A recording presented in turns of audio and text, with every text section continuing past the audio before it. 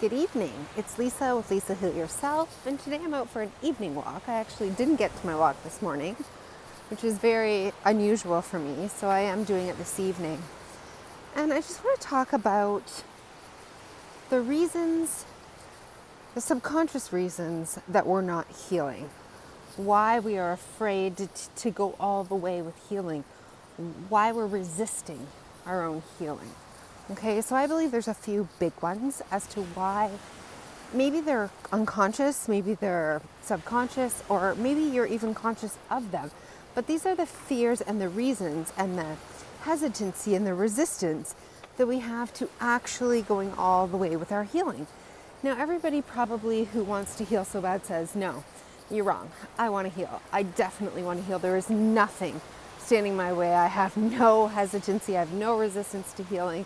Like, I am all in. I would do anything to heal.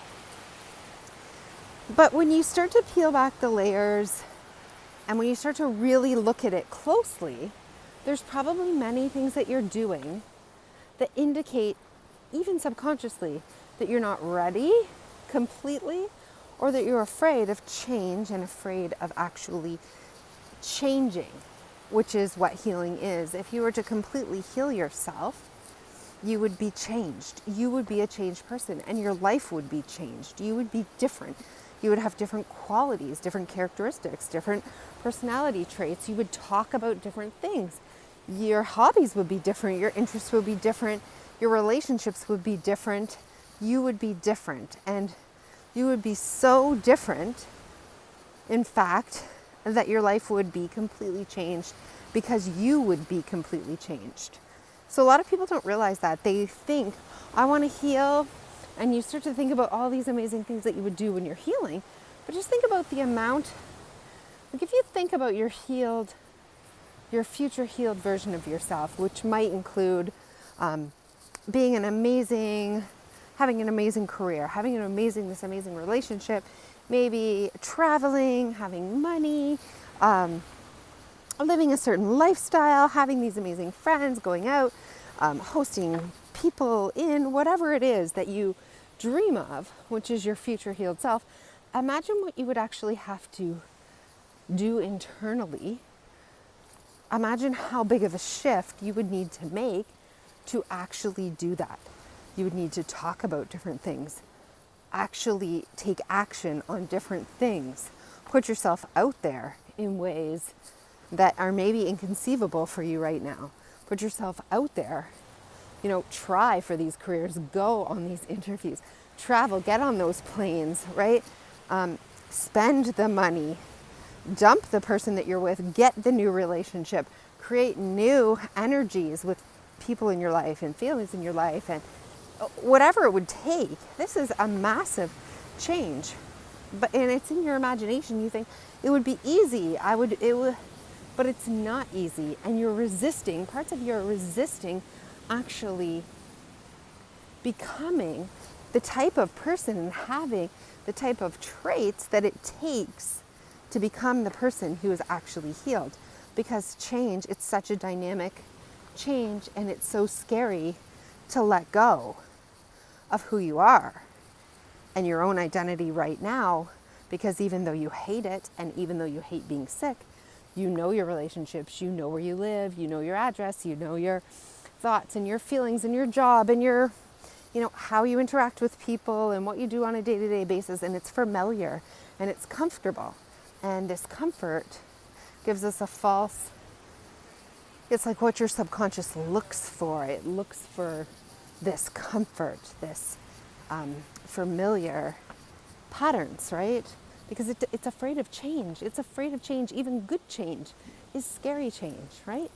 And the reason why I believe that most of us resist actually healing, actually changing into the person that it requires to heal, is because of a few things. One, we're afraid of independence, complete and utter independence.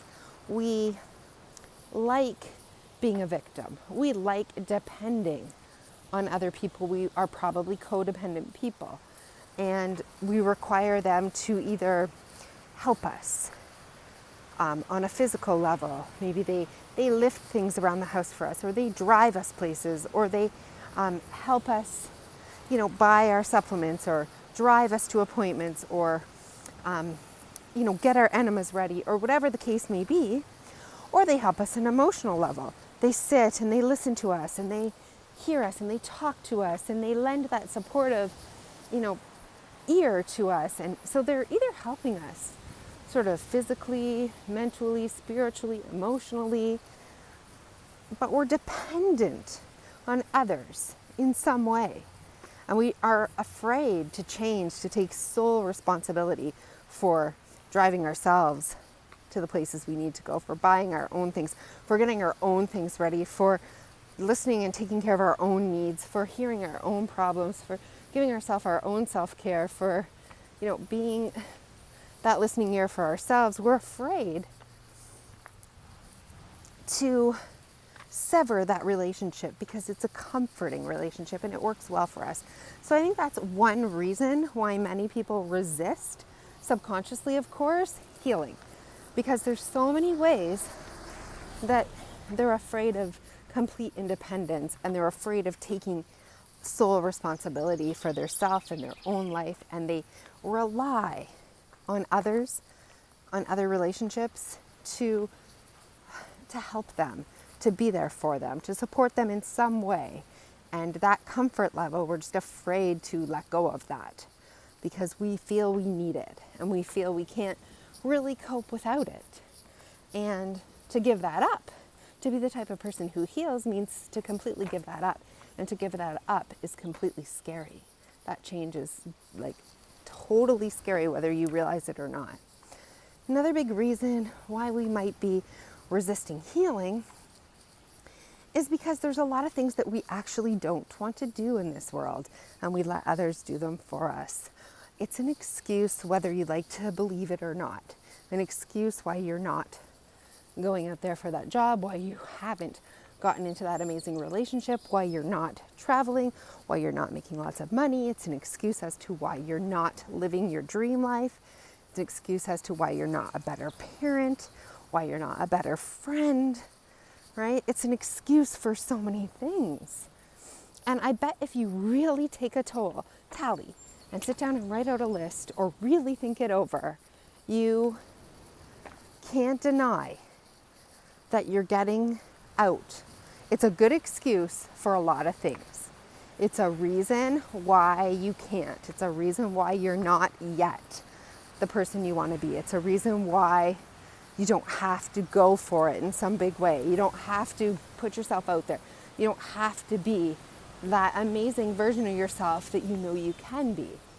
And so we fall back on it subconsciously as our excuse as to why it's okay that we're not, and why we need to give ourselves a break, and why, we just haven't reached those goals. Or it's a way to let our own selves off the hook and just get out of things, frankly, that we may be afraid to step into and to really become.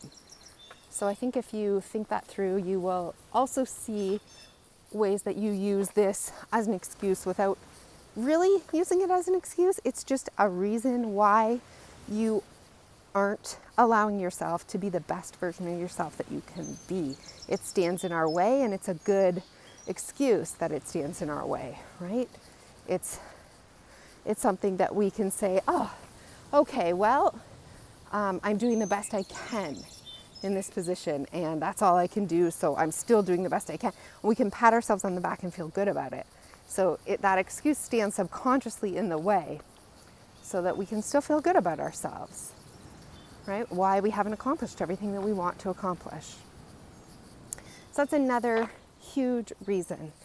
And the last big reason why people subconsciously may not be healing or don't want to heal is because they're afraid of the unknown. They're afraid that people will judge them, will criticize them, will abandon them, will not like them anymore. They're afraid that if they change these parts of themselves and become this new person, that they're relationships that they actually enjoy right now and that they count on and that they love with their family members or their significant others or people in their life will also change. And they're afraid of that rejection, that criticism, maybe from people closest to them and maybe from just acquaintances or people, out and about.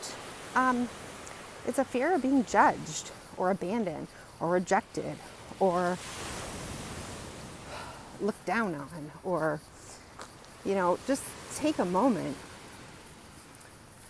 Hello. Just take a moment and think about all the reasons and all the people that if you completely changed your identity and the characteristics and the traits and everything that it takes, and you were this healed person now because you were a different person, you stepped into the changes necessary. If you stepped into those changes, you would be different.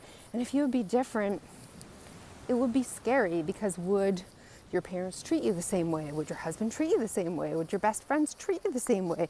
Right? It's almost like becoming a completely new person. Will they like this person? Will they look down on this person? Will they judge this person? Will they criticize this person? Will they abandon this person? Right? Right now you're safe in the knowledge that you may be suffering, you may be in pain, you may be sick, you may have chronic illness, but you know where you stand with these important people in your lives. And even though your relationships may not be rock solid, or they may not be the way that you want them to be, they're still safe and comforting and familiar. And they leave us feeling like we're not completely alone or abandoned. They give us this false sense of security and closeness and connection that we crave. And we're afraid that becoming a different person will change those. They will change those. And we're afraid that those people may abandon us or look down on us, and that actually now, with the qualities and traits that we have, we may actually need to, or let them go and go create new friendships, new relationships. We may see that we need new people and go, oh God, is that scary, right? Thinking about going into the world and making a new set of friends, a new set of close people in your lives that you don't even know yet. You have to start from scratch all over at whatever age you are, finding this new tribe of yours, these new people, this new group of close people. I mean, it's taken you this long to, have the people that you have, and it's just so daunting thinking about stepping out into the world and making completely new sets of friendships and relationships and maybe marriages or family, like people, right? And so this is almost like a death to us if we have to let go of other people in our lives and get new ones. It's almost like we can't imagine experiencing that much pain or suffering or death or separation from those that at least we know where we stand. At least they're part of our lives, right? And we can't just imagine cutting those off, whether they cut them off from us or we have to cut them off from them. So that is the last reason why I think subconsciously people are afraid to heal. And if any of these resonate with you at a deep level, think about this. Watch this video again. Really think about it from all of those 3 different angles, and think about how you're still allowing yourself not to heal, and where you're using excuses, where you're using resistance, where you're afraid. Find these places and smash them one by one. Right? Break through those walls one by one and prove to yourself that it's okay to go beyond where you are. It will be better on the other side. So you're going to need to do a lot of work. That's another reason people subconsciously don't heal, because it takes a lot of work. It takes a lot of inner work. It takes a lot of outer work. It takes a lot of effort to become a new and improved and better person. It's scary, it's uncomfortable, we don't necessarily want to, we don't have the energy, and it's sometimes easier just to stay stuck or stay where we are. But I know deep down that you would rather be healed than where you are. So you're going to need to step up, watch this video again, write it down, and start to one by one dismantle all the lies and push yourself through those mental barriers and mental limits that you've set for yourself so that you can go further and you can actually do what it takes and become the type of person and build those traits so that you can be healed and live a healed life.